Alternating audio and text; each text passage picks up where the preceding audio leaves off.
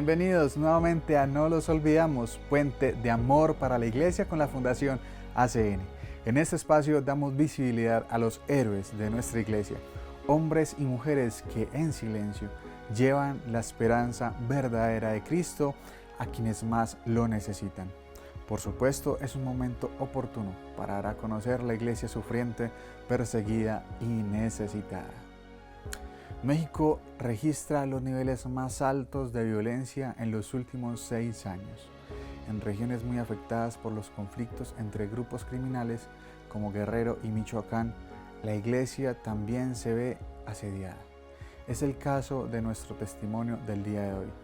El padre José Filiberto Velázquez, director del Centro de Derechos de las Víctimas de la Violencia Minerva Bello, institución que lleva un registro documental de la violencia en esta diócesis.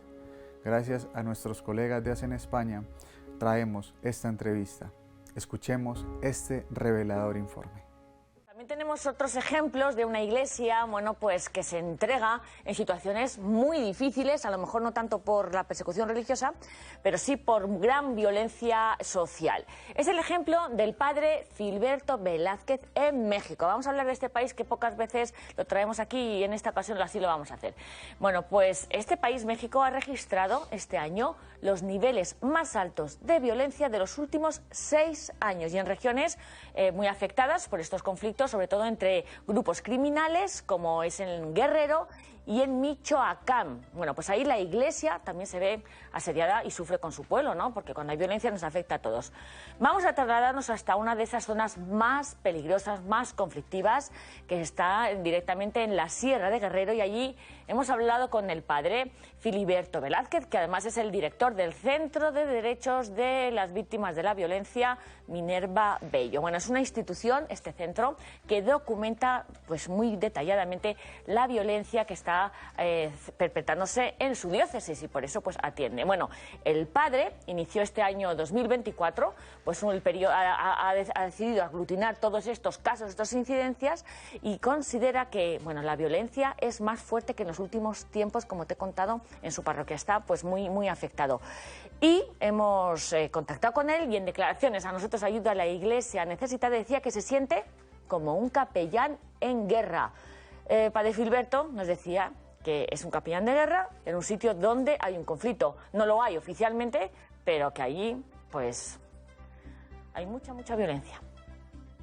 Desde hace 3 sexenios, cuando inició la famosa llamada guerra contra el narcotráfico y que generó que muchos de los grupos de crimen organizado se fracturaran en pequeños grupos, comenzaron a haber un conflicto de territorio, de control de territorio de estos grupos. Se ha agudizado aquí en Guerrero, donde de un solo cartel se fraccionaron unos 14 grupos, y de los cuales se han ido reforzando a lo largo de los años, y que ahora primordialmente hay 3 grupos en esta región amplia del estado de Guerrero, donde están 4 diócesis, y que cuando empiezan a pelear vemos el uso de tecnología, como en Gaza, como en unas zonas de conflicto, usando drones, desde los drones lanzando artefactos explosivos, generando aparte del pánico, que las personas se desplacen. Entonces ir a estos lugares significa ir con chaleco antibalas, ir con casco, ir con escoltas, con vehículo blindado, como si estuviéramos en una zona de guerra. Por eso eso es lo que yo comentaba, porque básicamente estamos en una guerra no declarada, pero donde existen todas las cosas que vemos en una guerra, como es el desplazamiento, las masacres y todo esto que afecta a la población y a la propia iglesia.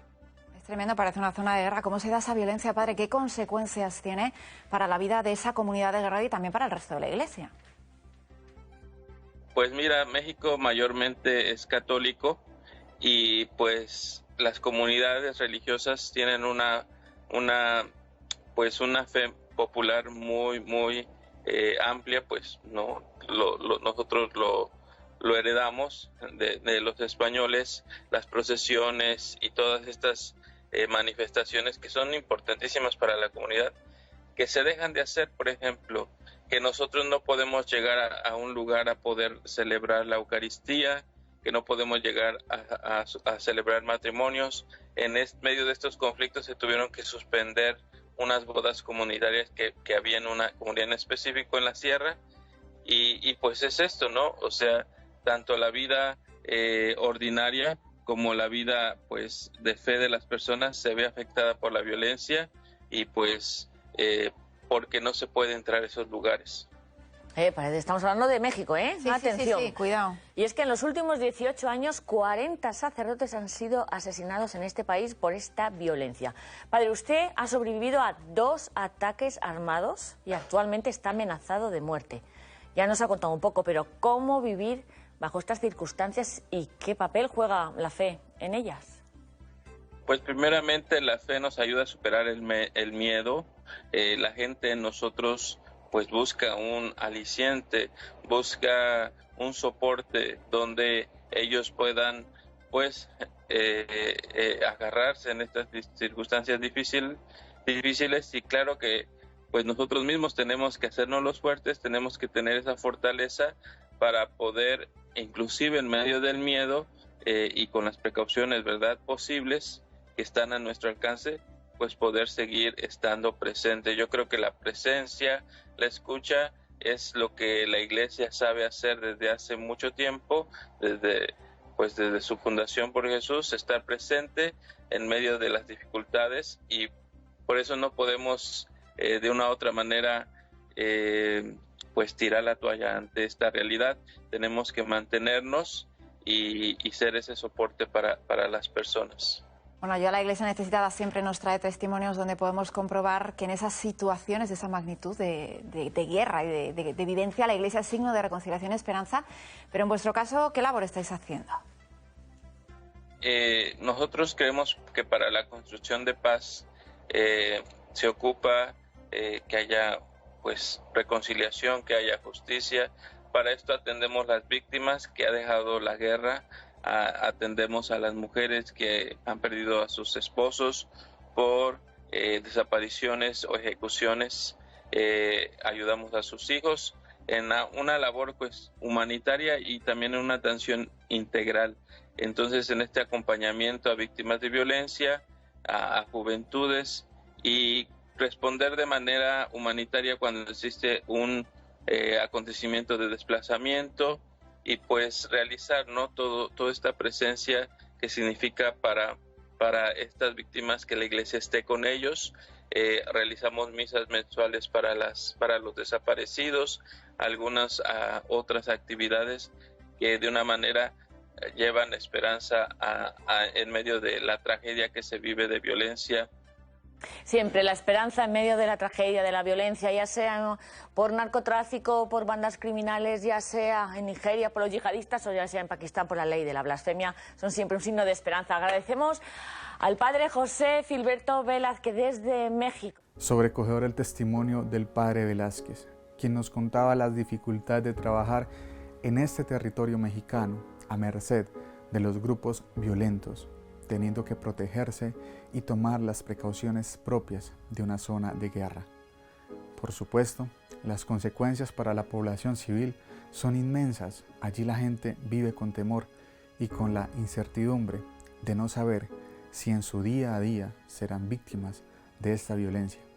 Es el caso particular del padre José Filiberto, quien a pesar de estar amenazado de muerte, cuenta con humildad que es la fe en Cristo la que lo sostiene y le da aliento para continuar con su labor pastoral. Es verdaderamente esperanzador conocer testimonios como este, pero para que estos héroes silenciosos sigan llenando de esperanza nuestra iglesia, se necesitan la mano caritativa y generosa de muchos benefactores alrededor del mundo, como todos aquellos que nos permiten decir cada semana, no los olvidamos. Si deseas conocer más de este puente de caridad, visita www.acncolombia.org, No olvides suscribirte a nuestros canales y hacer clic en la campanita de YouTube para que no te pierdas nada de nuestros contenidos. Dios te bendiga.